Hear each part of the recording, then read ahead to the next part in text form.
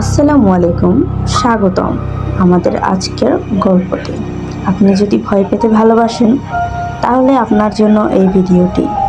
আর যদি আমাদের চ্যানেলে নতুন হয়ে থাকেন এখনই সাবস্ক্রাইব করে রাখুন, কারণ প্রতিনিয়ত আমাদের এই চ্যানেলে এরকম ভয়ানক ভিডিও আসে। তো বেশি দেরি না করে গল্প শুরু করা যাক। রাত্রি প্রায় গভীর রাত। প্রায় ফাঁকা একটি লোকাল ট্রেন ধীর গতিতে ছুটছে, যাত্রীদের চোখে ঘুমের ছায়া, কিন্তু কারো মনটা শান্ত নয়। ট্রেনের শেষ কোচে বসা রাহুল একা, শুধু তার হাতে ফোনের হালকা আলো।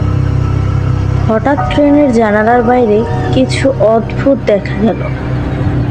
অন্ধকারের মধ্যে ধীরে ধীরে একটি ছায়া ট্রেনের গতির সাথে সাথে এগোচ্ছে।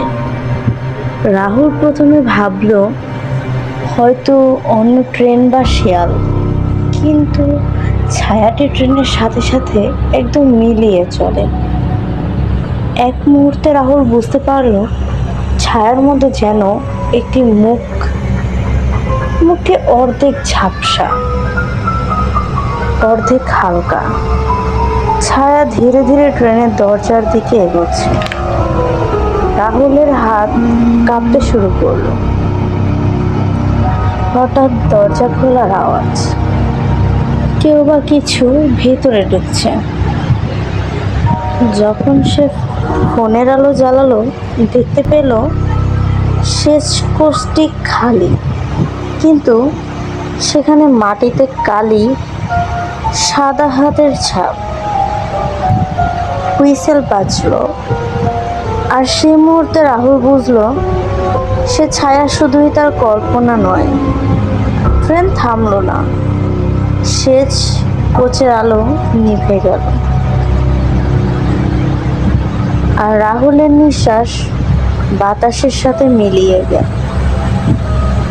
রাহুলের চোখের সামনে শেষ কোচের অন্ধকার যেন জীবন্ত হয়ে উঠল। হঠাৎ ট্রেনের লম্বা করিডোরের ফাঁক দিয়ে একটি হেসে ওঠার শব্দ এলো। রাহুল তখন দৌড়ে লাইট সুইচে চাপ দিল, কিন্তু আলো ঝাঁকুনি দিয়ে বন্ধ হয়ে গেল। একটি ঠান্ডা বাতাস তার গলায় লাগলো, যেন কেউ নিঃশব্দে শ্বাস ফেলছে। জানালার কাচের পেছনে অদ্ভুত মুখ বারবার ঝলসে উঠল। রাহুল নিজের ছায়ার দিকে তাকালো। ছায়া যেন তার হাত থেকে ছুটে বের হচ্ছে। দরজা হঠাৎ নিজে নিজে বন্ধ হয়ে গেল এবং কোচের ভেতরে লুকোচুরি শুরু হলো। রাহুলের ফোনও হঠাৎ বন্ধ হয়ে গেল। তার চারপাশে শুধুই নীরবতা। একটি দমকা হুইসেল বাজল, যেন ট্রেনের চাকা নিজে নিজে রুদ্ধ হবার চেষ্টা করছে। আর রাহুল বুঝলো এই রাতের ট্রেন তাকে একবার ভেতর নিলে আর কেউ কখনো ফিরে আসবে না। রাহুল ধীরে ধীরে করিডোরের দিকে এগোতে থাকলো। হঠাৎ কেউ তার কাঁধে হালকা স্পর্শ করলো, কিন্তু চারপাশে কেউ ছিল না।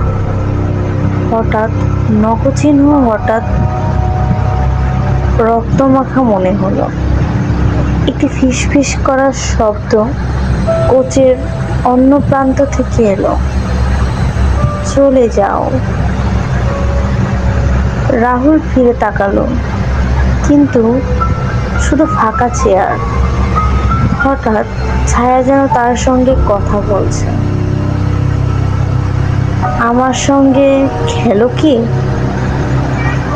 ট্রেনের চাকা হঠাৎ থেমে গেল, আর আলো ঝলসে নেমে গেল। রাহুল বুঝলো কোচের অন্ধকার কেবল কোচ নয়, একটি অন্য জগতের দরজা। হঠাৎ হুইসেলের আওয়াজে সে বুঝলো ট্রেন কখনো থামে না, এটি শুধু চলতে থাকে। আর রাহুলের নিঃশ্বাস বাতাসে মিলিয়ে গেল, যেন সে কখনো ছিলই না।